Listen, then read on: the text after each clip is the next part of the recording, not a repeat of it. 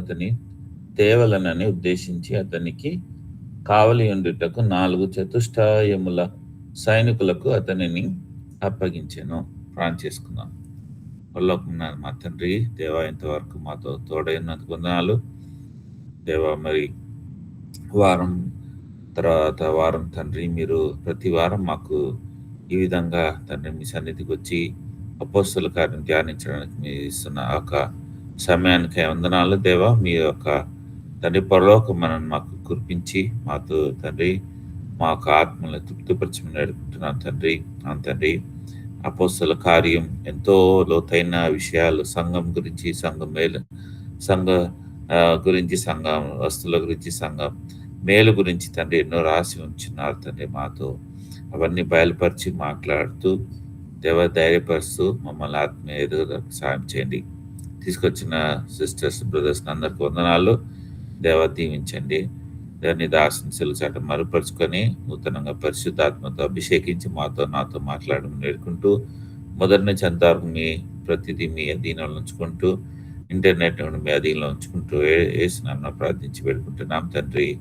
Amen.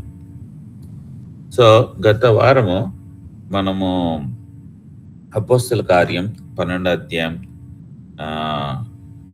4 వచనాలు, 5 వచనాల తర్వాత 12, 16 వచనాలు చూసినాం. అందులో ఏముంది, పేతుర్ని చెరసాల వేసినాడు. ఎవరు? హెరోదు. దేనికి అంటే, ఈ సాతానుడు సంఘం అంతియోకులో ఎదుగుతున్న చూసి ఈ యొక్క రూట్స్ అంటే ఏర్లు ఎక్కడైతే బలం వస్తుంది, ఎక్కడి నుంచి అయితే వీళ్ళు స్ప్రెడ్ అవుతున్నారు, అక్కడనే వీళ్ళని మనం చిన్న భిన్నం చేద్దాం, లేకపోతే చెర కొట్టేద్దాం, లేకపోతే వీళ్ళని హతమారుదాం అని సాతాను పురుకెల్పిన ప్రకారము హెరోదు, ఆయన తన మనిషి కాబట్టి కోర్ పర్సన్స్ ముగ్గురు, యాకోబు, పేతురు, యోహాన్ అయితే ఇక్కడ లేడు, కానీ వీళ్ళిద్దరిని పట్టుకుని యాకోబుని తలన్నరికి చంపినారు.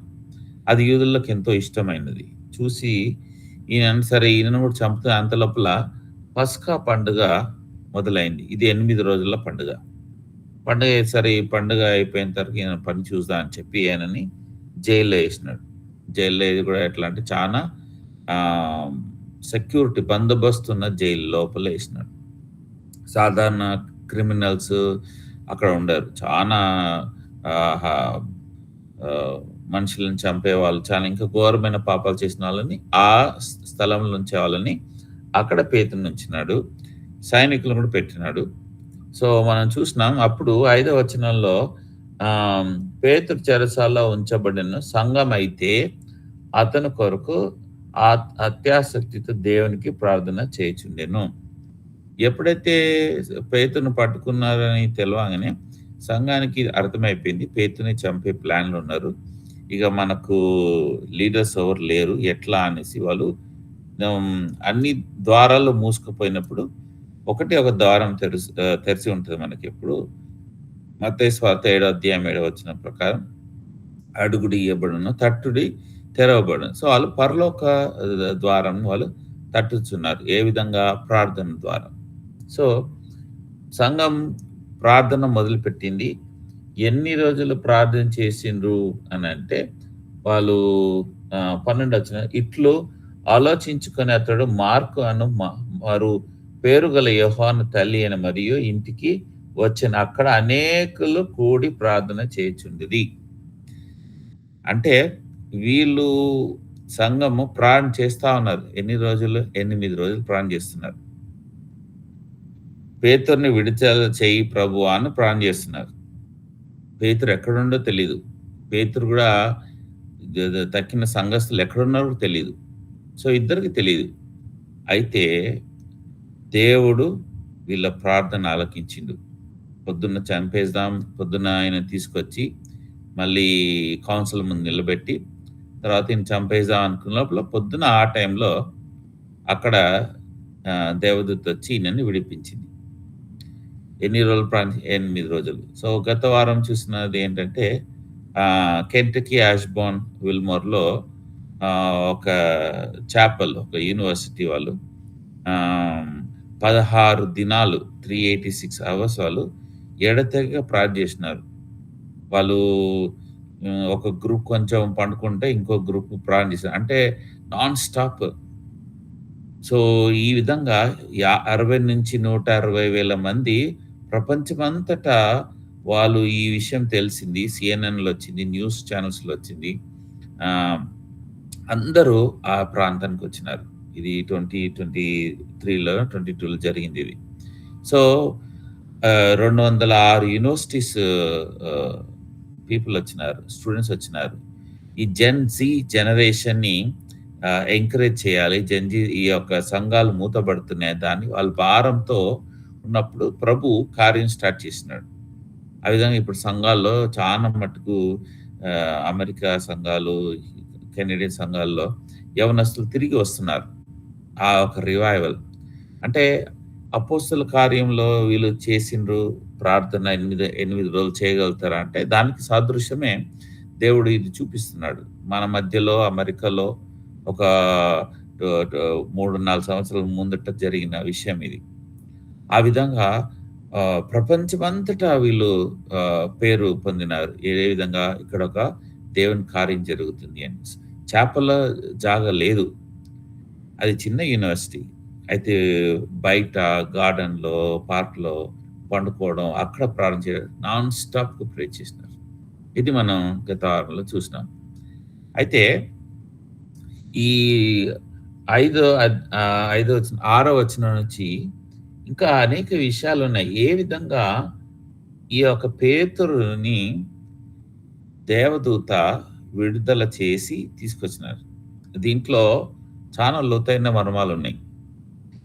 ఆ ఆరో వచనంలో చూస్తే, హెరోదు అతనిని వెలుపలికి తీసుకొని రావాలనుండగా, ఆ రాత్రియే పేతురు 2 సంకెళ్లతో బంధింపబడి ఉండి, ఇద్దరు సైనికులకు మధ్య నిద్రించుచుండెను. మరియు కావలివారు తలుపు ఎదుట చెరసాల కాచుకొని చుండిరి. సో, మనం ఇప్పుడు పవర్ పాయింట్ స్లైడ్‌లో చూస్తే ఇది నిజంగా ఆ టైంలో హెరోదు కట్టిన ప్రిజన్ ఇది. ఆ ఇమేజ్ ఇది. ఈ విధంగా పేతురుని కట్టి ఉంచినారు. పేతురు 2 సైడ్‌ల సైనికులున్నారు. ఒక చెయ్యి ఈయనకు సంఖ్యలుంటే, ఇంకో సంఖ్యలు ఇంకొక సోల్జర్‌కి. లెఫ్ట్ సైడ్‌లో ఈయనకు చెయ్యి సంఖ్యలుంటే, లెఫ్ట్ సైడ్‌లో ఇంకొక సోల్జర్ సంఖ్యలు. ఈ ఇద్దరి మధ్యలో పేతురు ఏం చేస్తున్నాడు? పండుకున్నాడు. ఓకే. పేతురుకి ఒక హిస్టరీ ఉంది. ఏమి ఆ హిస్టరీ అంటే పండుకోవడం. అయితే 3 సార్లు పేతురు పండుకోవడం గురించి రాసింది. లూకాసు వార్త 9వ అధ్యాయం 28వ వచనం. ఎవరన్నా తీసుంటే చదవండి. లూకాసు వార్త 9:28 వచనం. ఆ!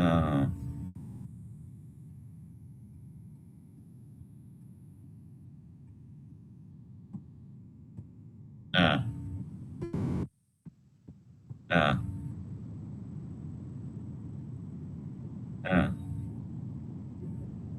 ఆ!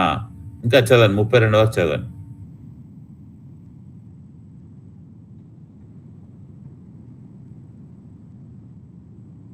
ఆ! ఆ! ఆ!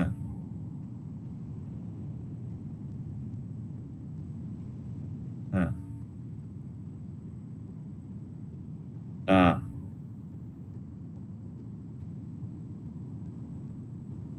ఆ! ప్రభువు తీసుకెళ్ళినాడు ఈ కోర్ గ్రూప్‌ని.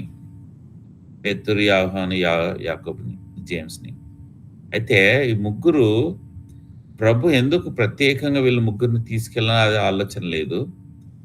అక్కడెళ్లి ప్రభు ప్రార్థన చేస్తున్నప్పుడు వీళ్ళేం చేయాలి? ప్రభుతో ప్రార్థన చేయాలి గదా! మరి చేయకుంటే ఏం చేస్తాం? పండుకున్నాడు. పేతురు అక్కడ పండుకున్నాడు.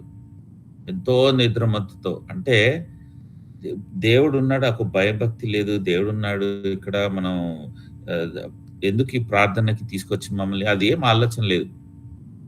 నిద్రొస్తున్నది మత్తుగా ఇంకా వేరే ఏం మనకేం పని ఏం లేదని పడుకున్నాడు. రెండోసారి 20 2 అధ్యాయం 45, 46 లూకా 22, 45, 46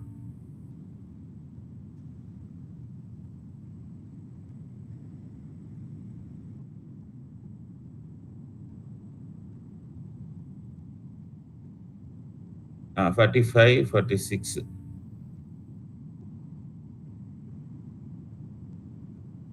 ఆ!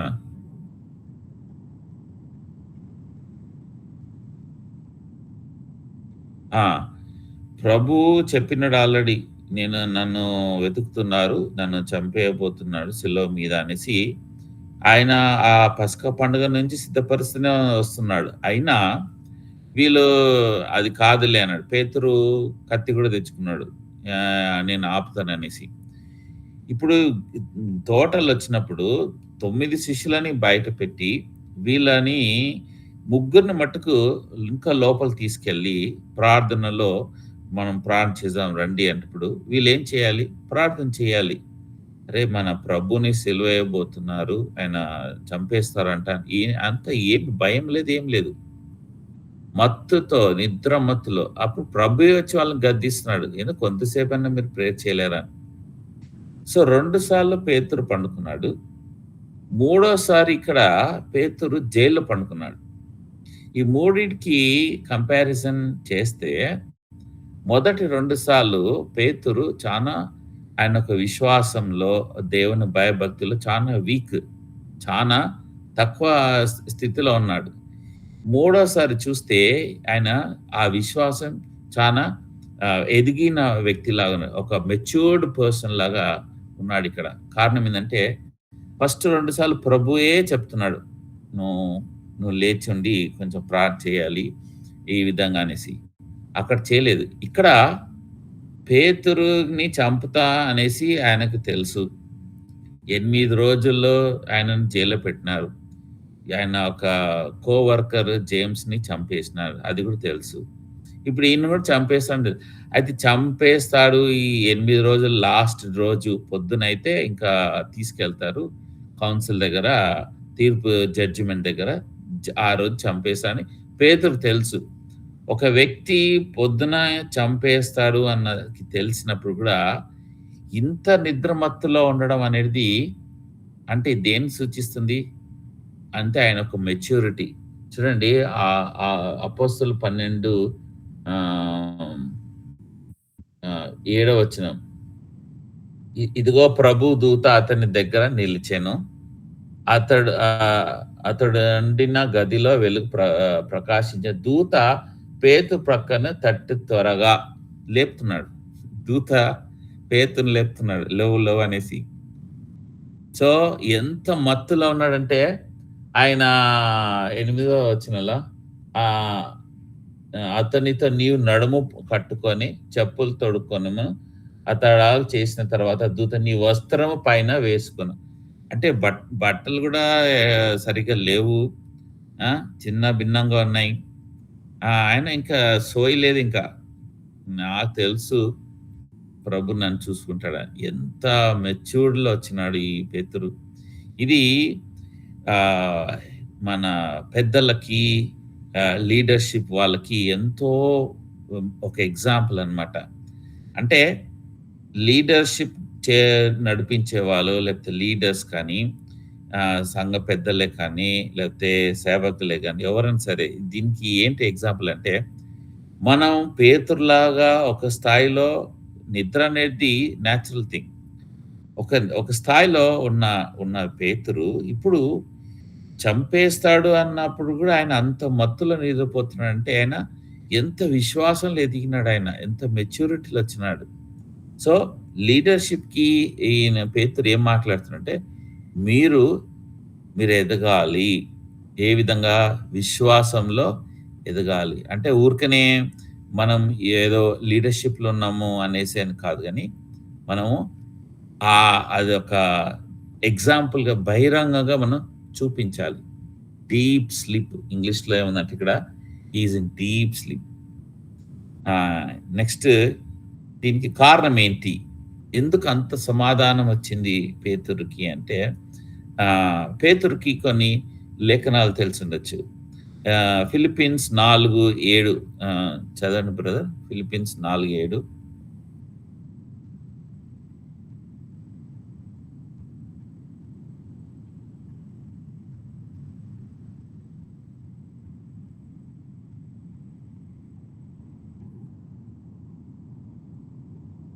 ఆ!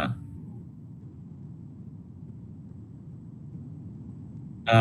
సమస్త జ్ఞానానికి అన్నిటికి దేవుడే మీకు సమాధానం ఇస్తాడు. అంటే ఈయనకున్న సిట్యుయేషన్‌లో ఆయనకు తెలుసు దేవుడే దేవుడు అనుమతిస్తేనే నేను చనిపోతాను.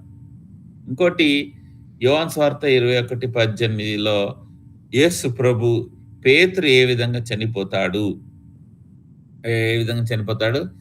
ఆయన వృద్ధాపం ఓల్డ్ ఏజ్‌లో నీవు యవ్వనస్తుడై ఉండి ఉన్నప్పుడు నీ అంతట నీవే నడుము పట్టుకొని నీకిష్టమైన చోటుని వెళ్ళుచుంటివి.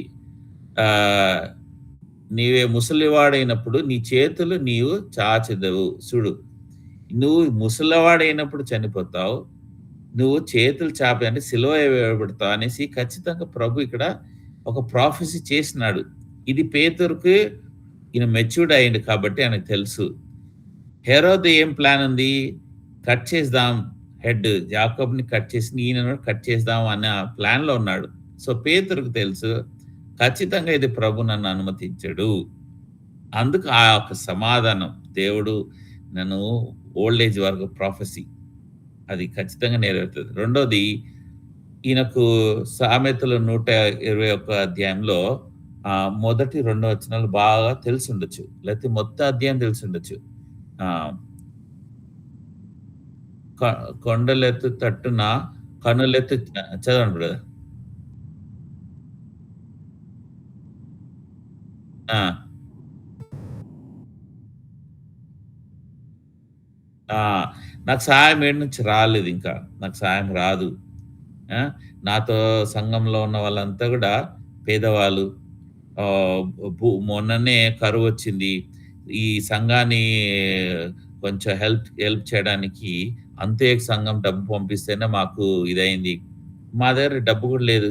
మేము ఎవరిని లాయర్‌ని గూడా హైర్ చేయలేము. సో, కానీ పేతురు నా సహాయము దేవుని దగ్గర నుంచి వస్తది. దేవుని దగ్గర నుంచి వస్తది. ఈ సమాధానం ఒకటి విశ్వాసం ఆయనకు బాగా పీక్ లెవెల్‌లో వచ్చేసింది. చాలా మెచ్యూర్డ్ లెవెల్‌లో వచ్చేసిండు. రెండోది నేను ఎందుకు భయపడాలి? ఎందుకు నేను కుంగిపోవాలి? నేనెందుకు టెన్షన్‌లో ఉండాలి? అరే! నన్ను చంపేస్తారని దేవుడు చూసుకుంటాడు. ఆయన గాఢ నిద్రలో పోయిండాయన. మామూలు నిద్ర గూడా కాదు. గాఢ నిద్రలో పోయిండు.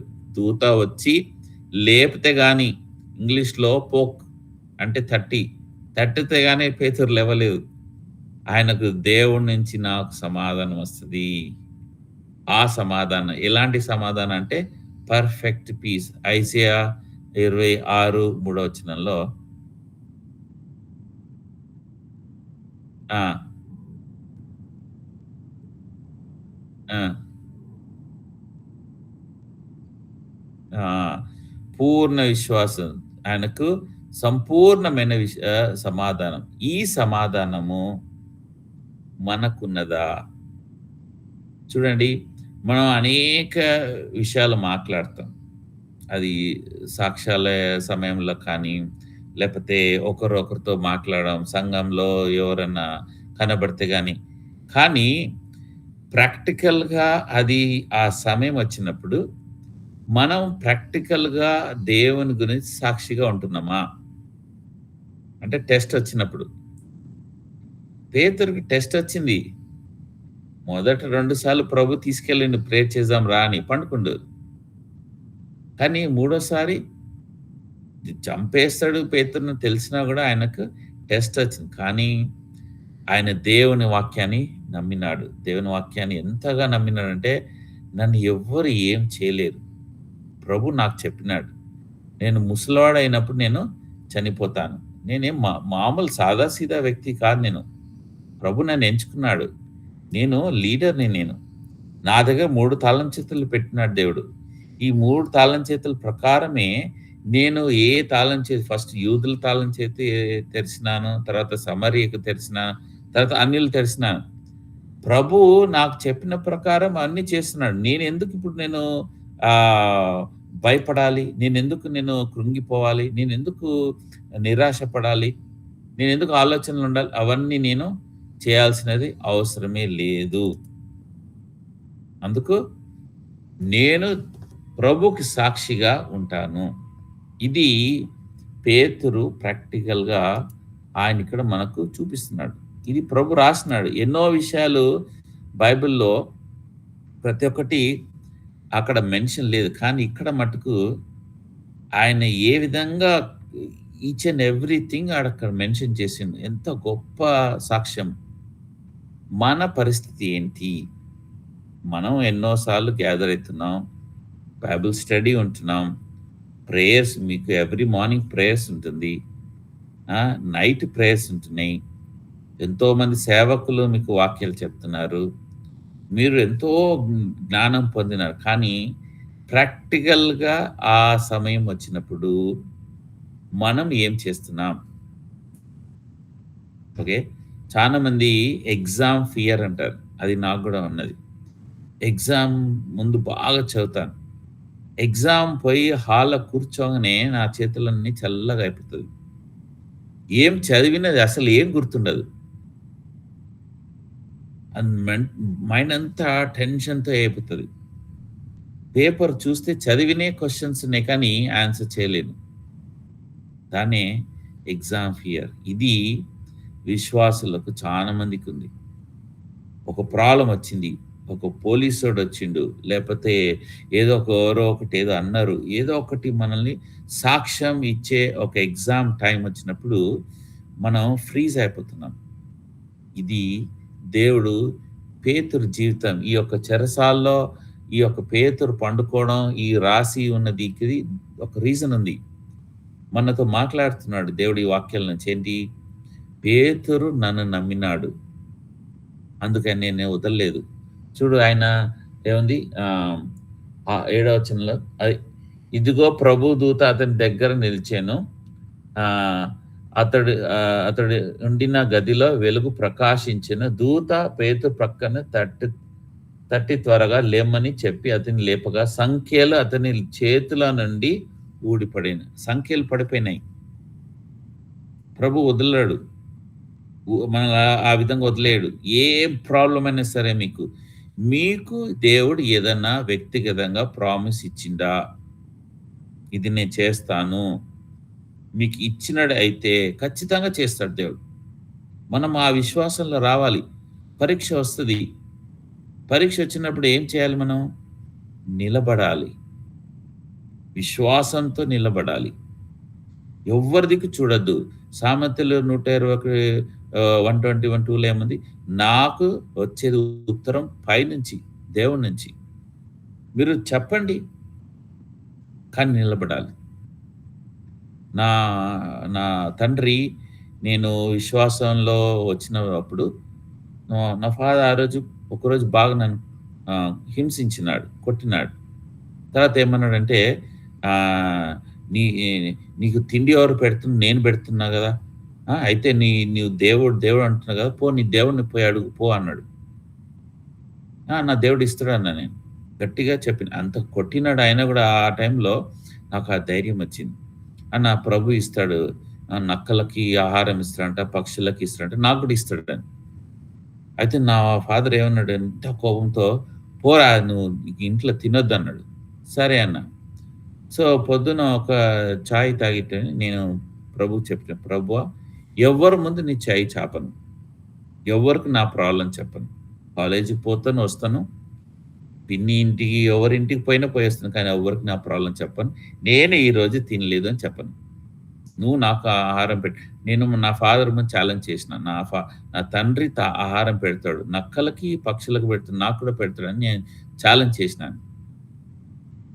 ఆ 8 రోజులు దేవుడు ఎంతో మిరాక్యులస్‌గా రోజు నాకు ఆహారం పెట్టేటాడు.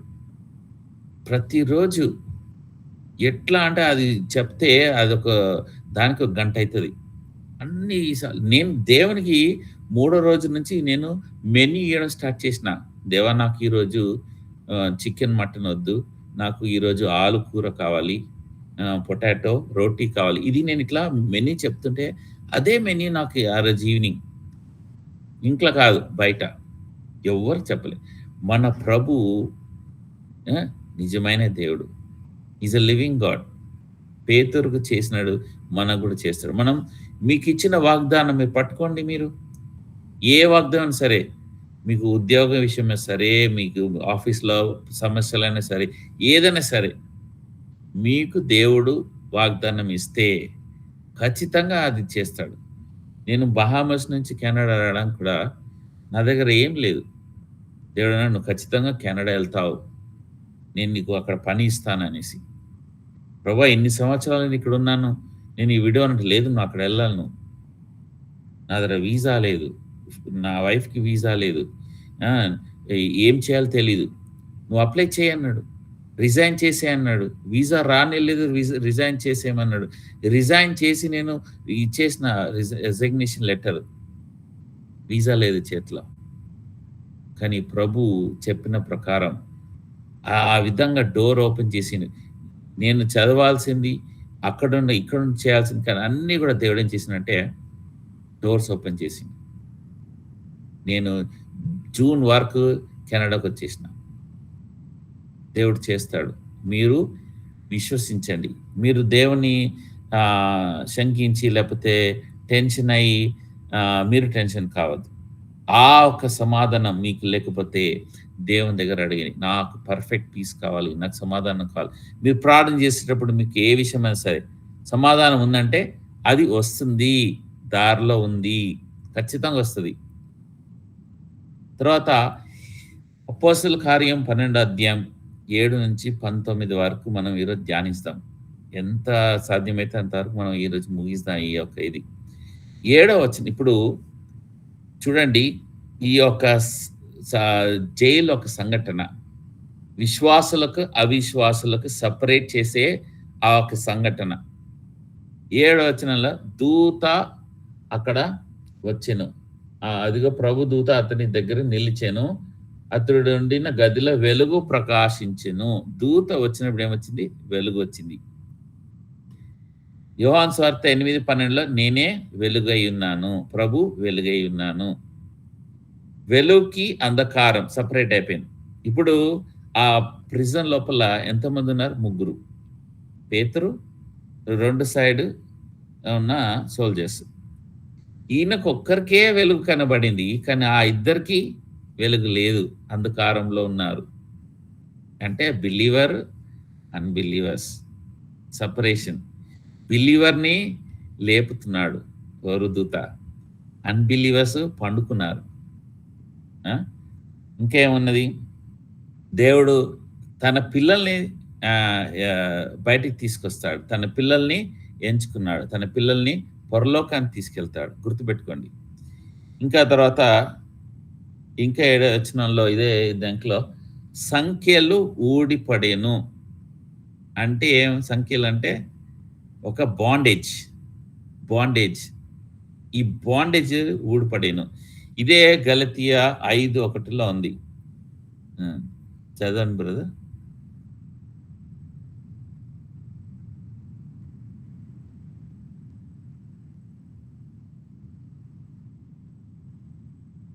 ఆ! ఆ!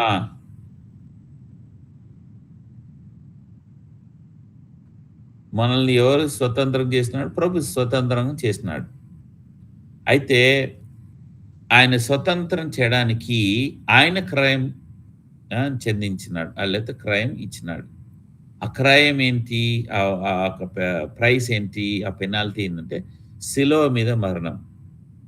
మనం రావాల్సిన ఒక మరణాన్ని దేవుడు ఆ శిలువ మీద తను తీసుకొని తాను ఎక్స్‌చేంజ్‌గా బదులుగా మనకేమిచ్చినాడు? ఒక జీవం ఇస్తున్నాడు. తర్వాత మనం విడుదల చేస్తున్నాడు. సాతాను బంధకంలో ఉన్న మనల్ని ఆ బంధకానికి శిక్ష ఆయన తీసుకొని, ఆయన మనకేమిస్తున్నాడు? విడుదల చేస్తున్నాడు. స్వాతంత్రం ఇచ్చినాడు. This is free. సంఖ్యలు ఉట్టి పేతురు చేతుల నుంచి పడిపోయినాయి. కానీ అదే సంఖ్యలు ఇంకా ఆ సోల్జర్స్‌కున్నాయి. అంటే వాళ్ళు ఎవరైతే యేసు ప్రభుని నమ్మని వాళ్ళు, వాళ్ళకి ఇంకా సంఖ్యలున్నాయి. బంధకంలో ఉన్నారు.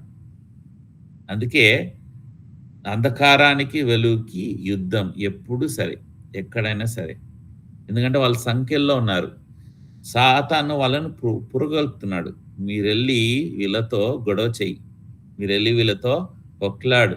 మీరెళ్లి వాళ్ళ మీద నిందేయండి అని అన్యులొచ్చి విశ్వాసుల మీద దాడి చేస్తా ఉంటారు. ఇది ఎప్పటి వరకు జరుగుతదంటే ప్రభు వచ్చేంత వరకు జరుగుతది. ఇది మనకు తప్పదు. తర్వాత యోహాను సువార్త 8:36లో ఏముంది?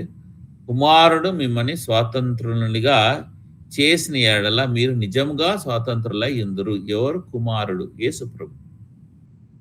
ఇంకా మీరు ఎవరైనా దేవుని యేసు ప్రభుని రక్షణ పొందని వాళ్ళైతే, దేవుడు మీకు చూపిస్తున్న ఒక సన్నివేశం ఏంటి ఇక్కడ? పేతురుని వెలుగులో తీసుకొచ్చినాడు. సంఖ్యలు ఊడిపోయినాయి. అంటే మీరు యేసు ప్రభు మాట నమ్మి, యేసు ప్రభుని నమ్మితే మీరు ఆయన వెలుగులో వస్తారు. మీకు రావాల్సిన శిక్ష అంతా ఆయన పొందినాడు. ఆయన శిక్ష ద్వారా మీకు స్వతంత్రులు చేసినాడు. కుమారుడు మిమ్మల్ని నిజముగా స్వాతంత్రులు చేసినారు.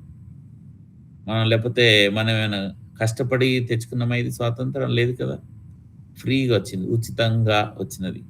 సో, మనం ప్రభుని జ్ఞాపకం చేసుకుందాం. 8వ వచనం. అపోస్తలులు 12:8. అప్పుడు దూత అతనితో నీవు నడుము కట్టుకొని చెప్పులు తొడుక్కో. 4 విషయాలున్నాయి ఇక్కడ. చెప్పులు తొడుక్కొనవలెను. అతడు అలాగ చేసిన తర్వాత దూత నీ వస్త్రము పైన వేసుకొని నా వెంబడి రమ్మని అతనితో చెప్పెను.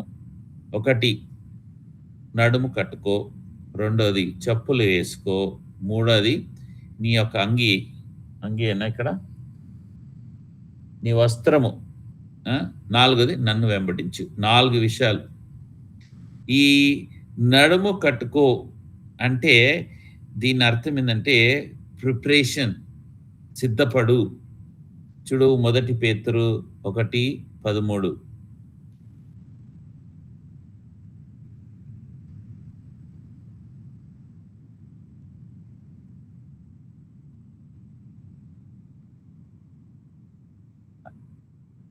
ఆ!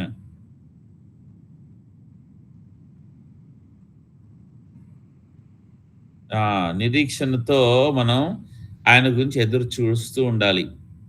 కట్టుకోవాలి. అంటే సిద్ధపడాలి. ఇంకా మనం విడుదలైనాం. విడుదలైనంత మట్టుకు మనమే ఊరికే గాలిగా తిరిగే ఇది ఆహ్, మనకు ఛాన్స్ లేదు. ఖచ్చితంగా దేవుడు మనకొక పని ఇస్తున్నాడు. ఏంట ఆ పని? కట్టుకో, గట్టిగా కట్టుకో. ఇప్పుడు పొలంలో దిగేటప్పుడు వాళ్ళేం చేస్తారు? నడుము కట్టుకుంటారు. ఏదైనా ఇటుకలు లేకపోతే మోసేటప్పుడు వాళ్ళు గట్టిగా కట్టుకుంటారు బిగ్గరగా. అదే విధంగా మనకొక పని ఇయ్యబోతున్నాడు. ప్రభు పేతురుకు ఒక పని ఇయ్యబోతున్నాడు. అందుకే ఏం చేస్తున్నాడు? కట్టుకో, గ్రైండ్ యువర్ సెల్ఫ్. తర్వాత నీ చెప్పులేసుకో. పాత నిబంధనలో చెప్పులు విడిచేయని మోషే చెప్పినాడు. కానీ ఈ చెప్పులేమో ఏసుకోవాలని అంటున్నాడు. మత్తయి సువార్త 10:14.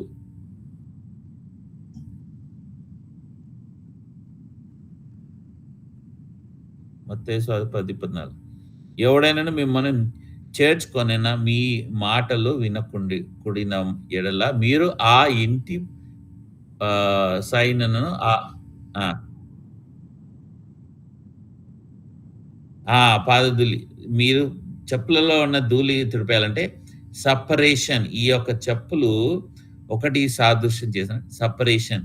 పేతురు ఇప్పుడు చెప్పులేసుకొని వెళ్ళిపోవాలి. కానీ ఖైదీలు ఇంకా అక్కడనే ఉంటున్నారు. సో, మనం పోయేటప్పుడు ఒక సెపరేషన్. మన జీవితం మనం యేసు ప్రభుని నమ్మిన తర్వాత ఒక సెపరేషన్. ఒకప్పుడు నేను సిగరెట్ తాగేటోని. యేసు ప్రభుని నమ్మిన తర్వాత సిగరెట్ వదిలేసినాను. సెపరేషన్. చెడు మాటలు మాట్లాడేవాడిని వదిలేసినాను. సెపరేషన్. సో, ప్రభు ఏం చేస్తాడంటే మనల్ని సెపరేట్ చేస్తుంటాడు. చెడు అలవాట్లన్నీ దేవుడు తీసేస్తాడు. చెడు సహవాసం తీసేస్తాడు. ఈ లోకం మాట్లాడే మాటలు మనం మాట్లాడం. లోకంతో కూర్చొని ఆ హేళన, ఎగతాళి చేయడం, అపహాసం అన్నీ పోతాయి. ఎందుకంటే ప్రభు వాక్యం మనలో ప్రవేశించినప్పుడు యోహాను సువార్త 14 అధ్యాయంలో సత్యము, ఆయన మాట సత్యము. ఆ సత్య మాటలు మనలో వచ్చినప్పుడు ఏమైతది? ఈ సెపరేషన్ మొదలైతది. సో, రెండోది ఎఫెసియన్స్ 6:15 పాదములకు సమాధాన సువార్త ఆహ్, ఆ! సువార్త ప్రకటించడానికి చెప్పులేసుకోవాలి. సువార్త ప్రకటన అంటే నువ్వు నడుం బిగించుకోవాలి, సిద్ధపడాలి, సెపరేషన్ కావాలి. రెండోది మీరు చెప్పులేసుకొని దేనికి సాదృశ్యం అంటే సువార్త చెప్పడానికెళ్ళాలి. సువార్త అంటే యేసు ప్రభు గురించి చెప్పాలి. ఇప్పుడు పేతురు ఈయన బయటెళ్ళి చెప్పాలి. ఏ విధంగా ప్రభు ఈయనని చెరసాల నుంచి బయటికి తీసుకొచ్చినాడు. సువార్త. ఏ విధంగా ప్రభు నిన్ను రక్షించినాడు నరకం నుంచి పోకుండా. సువార్త. ఇది మనం చెప్పాలి. తర్వాత అంగీ ఏసుకోవాలి. క్లోక్. మొదటి సమూయేలు 15:27 అనుకుంటా.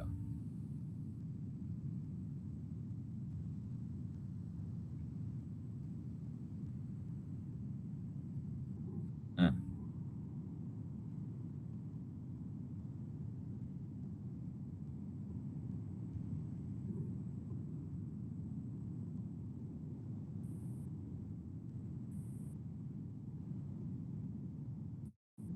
ఆ! ఇంకో స్థలంలో గూడా ఉంది. నేను ఆ రిఫరెన్స్ మర్చిపోయినాను. ఎలైజా ఎలీషాకి కప్పుతాడు. అంటే తన వ్రాప్ కప్పుతాడు. అంటే దాని అర్థం ఏందంటే అథారిటీ, ఐడెంటిటీ. ఇక్కడ సౌలు నీ ఐడెంటిటీ పోయింది. అంటే ఇప్పుడు ప్రభు ఏమంటాడు? నువ్వు ఏసుకో నా ఐడెంటిటీ. ఇంకో స్థలంలో ప్రభువే ఆయన నీతి వస్త్రము మనకు ఏసి మనకు ఒక ఐడెంటిటీ ఇస్తున్నాడు. ఏంటి ఐడెంటిటీ అంటే యోహాను సువార్త మొదట అధ్యాయం 12 వచనంలో ఎవరు తనను అంగీకరించి వాళ్ళందరూ దేవుని పిల్లలైన అన్నట్టుగా ఒక తీర్మానం, ఒక స్టేట్మెంట్. ఆ! ఆ! కుమారులైన అధికారం, ఒక అథారిటీ. నువ్వెళ్ళేటప్పుడు ఇప్పుడు నువ్వేంటంటే నువ్వు నువ్వు ఆర్డినరీ పర్సన్ కాదు. దేవుని కుమారుడు. నీకు దేవుని దూతలు ప్రొటెక్షన్ ఉంటాయి. దారులెళ్ళే దురాత్మలు గూడా నిన్ను చూసి పారిపోతాయి. ఒక ఐడెంటిటీ, ఒక పని. ఇదెప్పుడు స్టార్ట్ అయింది? జైలు నుంచి బయట రావడం వల్ల. ఓకే. సో, గుర్తుపెట్టుకోండి. ఎంత ప్రభు మనకు పేతురు విషయంలో చూపిస్తున్నాడు. 9, 10 వచనాలు. అపోస్తలు 12, 9, 10. అతడు వెలుపలికి వచ్చి దూత వెంబడి వెళ్లి, దూత వలన జరిగినది నిజముగా జరిగినని గ్రహింపక, తనకు దర్శనమని కలిగినను తలంచెను. మొదటి కావలని, రెండవ కావలని దాటి పట్టణమునకు ఇనుపు గవని యొద్దకు వచ్చినప్పుడు దానంతట అదే వారికి తెరుచుకొనెను. వారు బయలుదేరి యొక్క వీధి దాటి వెంటనే దూత అతనికి విడిచిపోయాను. మనం ఇంకొకటి మర్చిపోయినాం ప్రీవియస్ దాంట్లో 8వ వచనం. ఫాలో మీ అంది. ఇవన్నీ చేసిన తర్వాత దేవుని వెంబడించాలి. దేవుని వెంబడించాలి. ఇప్పుడు 9, 10 వచనాల్లో 3 గేట్స్ ఉన్నాయి. 3 గేట్స్ ఉన్నాయి. అంటే ఎంత ఇంటీరియర్‌గా ఉంది. ఎవ్వరు పోలేరు అక్కడికి. 3 గేట్స్ ఉన్నాయి. పేతురుకి ఎప్పుడు 3 బైబిల్‌లో చూస్తున్నాం. మొదటిసారి 3 సార్లు ఆయన దేవుని గురించి బొంకినాడు. ప్రభువు కూడా యోహాను సువార్తలో 3 సార్లు ఆయన ప్రశ్నించినాడు. ఇక్కడ 3 సార్లు గేట్లున్నాయి. మొదటి గేటు, రెండో గేటు, మూడోది ఐరన్ గేట్. 2 గేట్లు అవంతల అవి దాటినారనుంది. మూడో గేటు ఐరన్ గేట్. ఈ ఐరన్ గేట్ అదంతలదే తెరిచినది.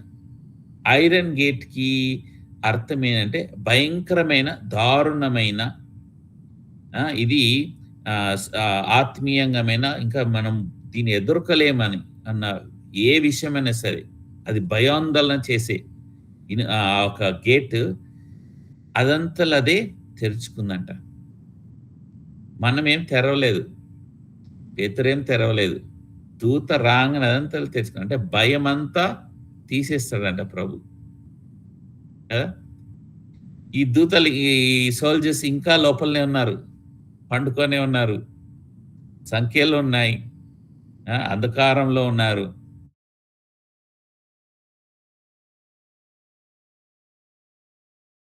వారల్లో ఇంకా వీళ్ళ చివరికి ఏమైతదో అది కూడా చూద్దాం.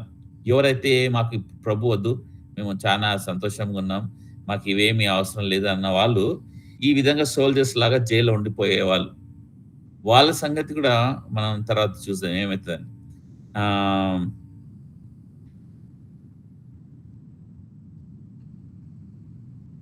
ఈ ఐరన్ గేట్‌కి ఆహ్, చానా విషయాలున్నాయి. ఎఫిషియన్స్ ఆహ్, 2, 8-10.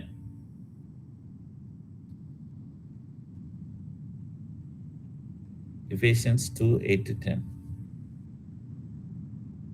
8-10. ఆ! ఆ!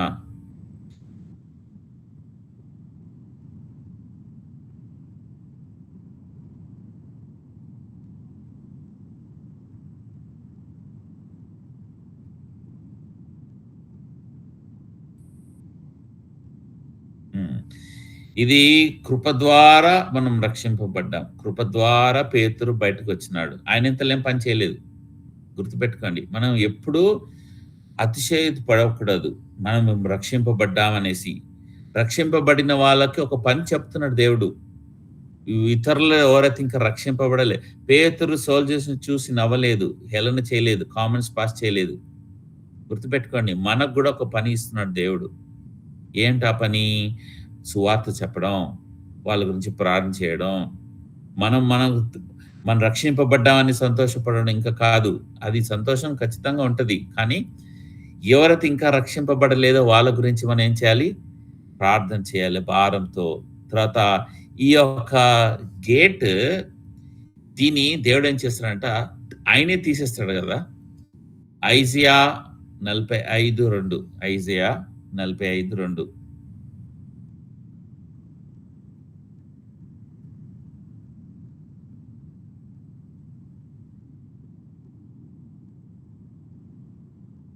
ఆ! ఆ!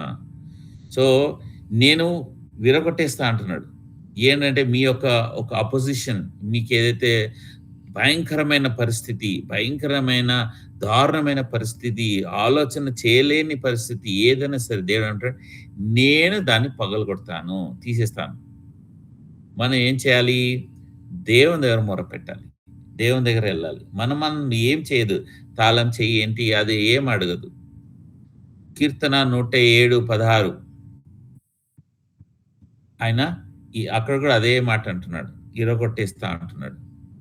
ఈ 2 స్థలాల్లో దేవుడు మనకు చూపిసేయంటే, నేను ప్రభుని. నేను మిమ్మల్ని ఎప్పుడు విడువను. నేను మీతో తోడుగున్నాను. నా మాట సత్యమైన మాటము. మీరు గుర్తుపెట్టుకోండి. ఇదే ఎ ఈ తర్వాత ఈ యొక్క 9:10లో ఈ దూత తీసుకొచ్చినాక అక్కడ ఒక స్ట్రీట్ అని ఉంటది. స్ట్రీట్. దాన్ని ఏమంటారక్కడ? దాటి దూత అతన్ని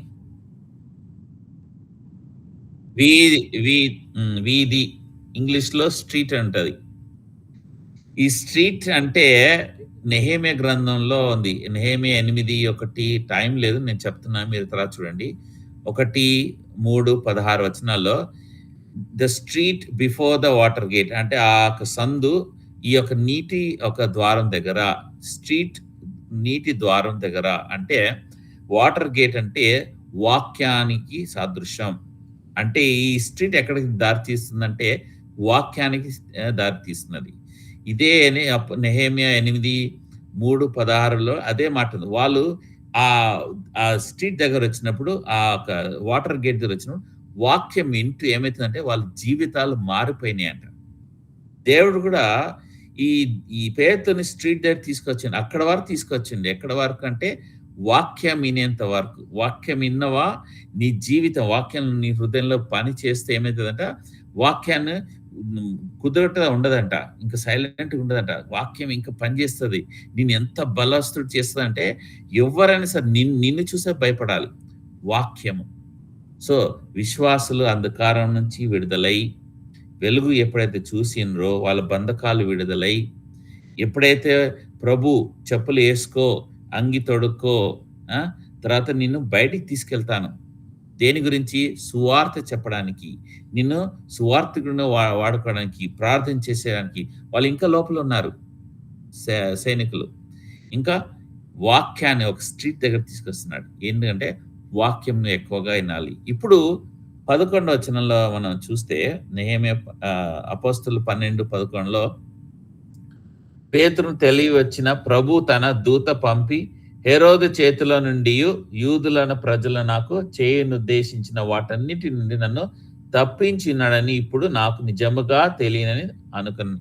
ఇంతవరకు పేతురు ఏమనుకున్నాడంటే ఇది ఏదో కొర్నేలు ఇంటికి పోయే ముందు నాకొచ్చిన దర్శనంలాగా ఇది దర్శనం అనుకున్నాను. కానీ నిజంగా దేవుడు నన్ను విడుదల చేసినాడు. ఇప్పుడు పేతురుకి అర్థమైంది. దీనికి అంతటి కారణం ఎవరు అంటే సంఘం. 12వ వచనంలో చూడండి. 12వ వచనంలో ఏముందక్కడ? ఇట్లా ఆలోచించి ఆ! చ చ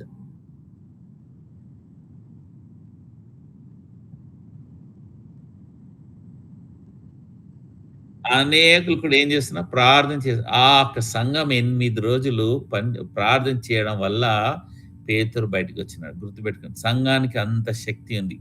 ఆ యొక్క ప్రార్థన జీవితం ఉంటే, ఆ సంఘం ఎడతెగక ప్రార్థన చేస్తూ ఉంటే ఏమైతదంట? విడుదలొస్తది. అందుకు సాతాను ఏం చేస్తాడు? సంఘంలో ప్రార్థన చేసేటప్పుడే అక్కడ డివిజన్స్, నిద్ర రావటం, తర్వాత మనస్పర్ధలు అన్నీ వస్తాయి. ఎందుకు? వీళ్ళు ప్రార్థన చేయకూడదనేసి. దీనికి కారణం సంఘ ప్రార్థన. 17వ వచనం.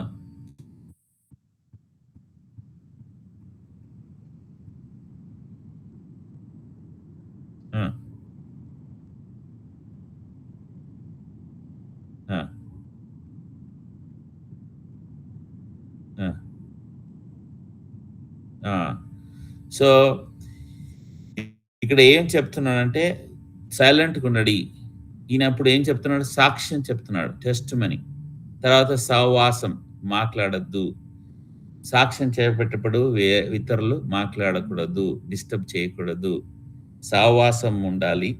సాక్ష్యం ఉండాలి. పేతురు ఇవన్నీ ప్రభు చేసినయన్నీ ఏం చేస్తున్నాడు? సాక్ష్యం చెప్తున్నాడు. మొదటి తెస్సలోనియన్కి పత్రిక 5వ అధ్యాయం 11 వచనంలో కూడా ఇదే ఉంది. కాబట్టి మీరిప్పుడు చేయుచున్నట్టుగానే ఒకనికొకరు ఆదరించి, ఒకనికొకడు క్షేమాభివృద్ధి కలుగజేయుడి. అంటే ఒకరినొకరు కంఫర్ట్ చేయుడి. ఒకరినొకరిని ఆదరించండి. ఒకరొకరి గురించి చూసుకోండి. నా దగ్గర ఆహారం ఉంది. ఇంకో దగ్గర సహోదరుడికి ఆహారం లేదు. అతనికి మీరు షేర్ చేయండి. ఒకరినొకరు ప్రార్థన చేయండి. ఒకరినొకరు ఓదార్చండి. ఒక సహోదరుడు బాగాలేడు. ఎళ్లి మనము ఓదార్చాలి. వాళ్ళ ఇంట్లో చావే గాని, వాళ్ళ ఇంట్లో ఏదన్నా సమస్యొస్తే మనం ఓదార్చాలి ఒకరినొకరు. ఇది ఒక కుటుంబం ఇది. పేతురు మనం చూపిస్తున్నది ఇది ఒక కుటుంబం. ఈ కుటుంబం అందరిని మనం చూసుకోవాలి. ఇది సంఘం పెద్దలే కానీ, లీడర్సే కానీ వాళ్ళని వాళ్ళకే కాదు, ఇతరులు ఉన్న వాళ్ళందరూ కూడా ఒక రెస్పాన్సిబిలిటీ ఇది. తర్వాత 19వ వచనం. అపోస్తలు 12, 19. 18, 19 బ్రదర్.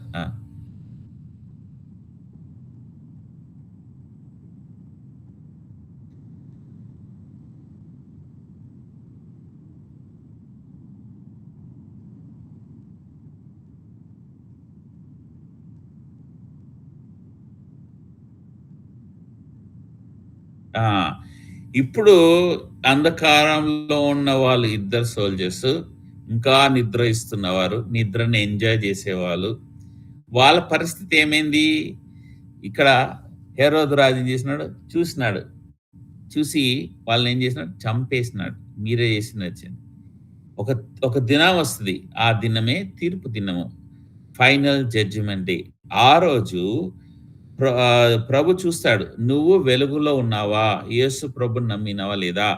నువ్వు అంధకారంలో ఉన్నావా? వెలుగులో ఉంటే నువ్వు వీధిలో ఉండాలి.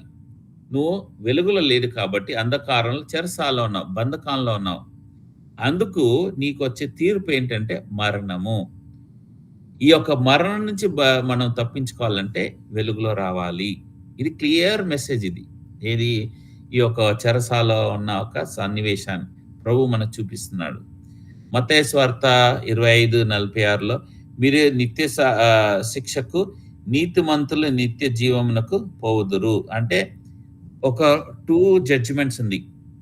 మీరు నిత్య శిక్షకు అంటే ఎటర్నిటీ నిత్యము నరకంలో అక్కడెళ్తారా?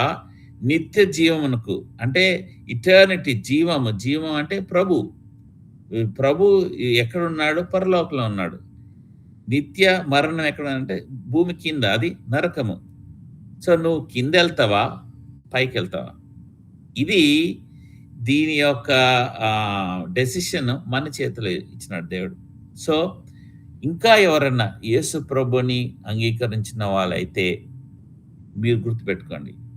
మీ యొక్క తీర్పు చివరిగా చనిపోయే ముందు నేను అనేక మంది పేషెంట్స్ ప్రేయర్ చేసినాను. వాళ్ళు చనిపోయేటప్పుడు వాళ్ళలో ఒక భయము. మేము ఎక్కడెళ్తాము? మేము అసలు మాట్లాడడానికి భయము. ఎంత భయం అంటే ఆ రూమ్‌లో నర్సెస్ పోవడానికి కూడా భయపడతారు. గుర్తుపెట్టుకోండి. చనిపోయే ముందు మనకు టైం దొరుకుతుందని అనుకోవద్దు. ఈరోజే మీకు ఈ క్షణమే. ఈరోజే మీకు మంచి సమయము దేవుని దగ్గర రావడానికి. పేతురు ఆయన సాక్ష్యం చూస్తే పేతురు జీవంలో వచ్చినాడు. బంధకాల నుంచి విడిపించినాడు. ఆ ఒక టైట్ సెక్యూరిటీ నుంచి బయటొచ్చినాడు.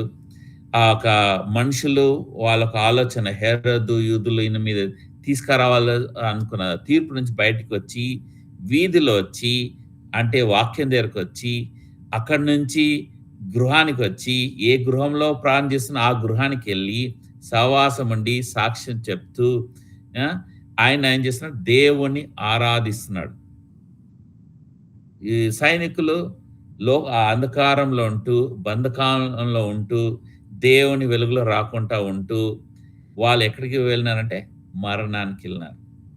ఇది ఈ అపోస్తల కార్యం 12వ అధ్యాయం 6-19లో దేవుడు చూపించే మర్మాలు. మనకు భారం ఇచ్చినాడు. ఒక లీడర్స్ కానీ, ఒక పెద్దలు కానీ మనం ఏం చేయాలి? ఈ చనిపోయే వాళ్ళ గురించి, లేకపోతే ఇంకా యేసుప్రభుని నమ్మని వాళ్ళ గురించి మనం భారంతో ప్రార్థన చేయాలి. ఇంకోటి, దేవుడు మనకు వాగ్దానం ఇచ్చినప్పుడు దాన్ని మనం ఖచ్చితంగా నమ్మాలి. ఒక ప్రామిస్ ఇచ్చినాడు. పేతురు మెచ్యూరిటీకి ఎట్లా వచ్చినాడు? 3 సార్లు పండుకున్నాడు. కానీ 3వసారి చూస్తే అది ఆయన మెచ్యూరిటీ లెవెల్లో వస్తున్నది. విశ్వాసంలో వస్తున్నాడు. సమాధానం ఉంది. మనం కూడా ఒకవేళ కింది స్థాయిలో ఉంటే ప్రభుని అడుగుదాం పై స్థాయికి తీసుకురావడానికి. ఆ ఒక విశ్వాసం మెచ్యూరిటీలో ప్రాక్టికల్‌గా ఒక టెస్ట్ వచ్చినప్పుడు ఆ టెస్ట్‌లో మనం నిలబడదాం. దేవుని సహాయం అడుగుదాం.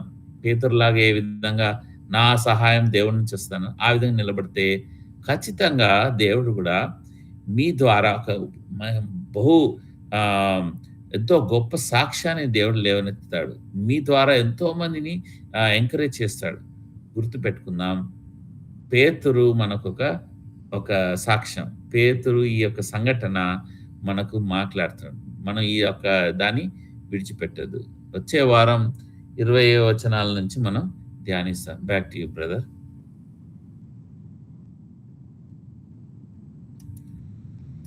Heavenly Father, we thank you for this time. Thank you, Lord, the way you have revealed yourself to us from this Acts chapter 12, 6-19.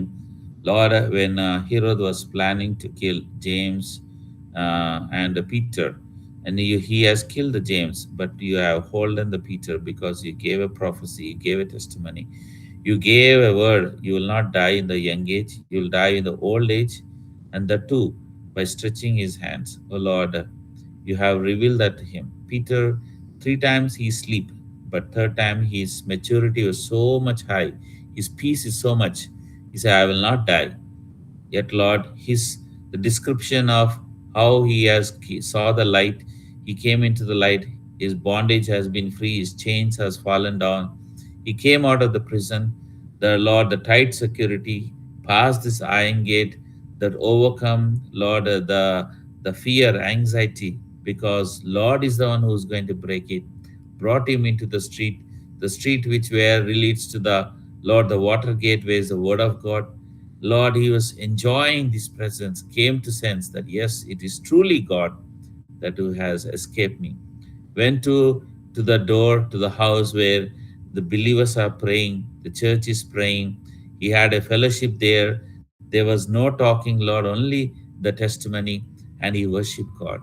Whereas other people, the soldiers, they're still with the chains, still in darkness, still, Lord, they are, Lord, unable to understand what happened. But the end, they both are being killed. Lord, what a testimony Peter was showing to us, Lord, from this chapter. Lord, help us, our faith may be increased. Help us that when the test will come, we may stand for you to prove that our God is a living God. O Lord, bless all those who came here. Be with them, bless them, help them to have burden for to pray for the other souls, to do the ministry, to do the gospel, and to take the responsibilities what you have given to them. Thank you for this time. Thank you for using me for thy glory, for thy kingdom, keeping all things in thy hand. Praise and worship you. Praying in the highly exalted name of Lord and Savior, Jesus Christ.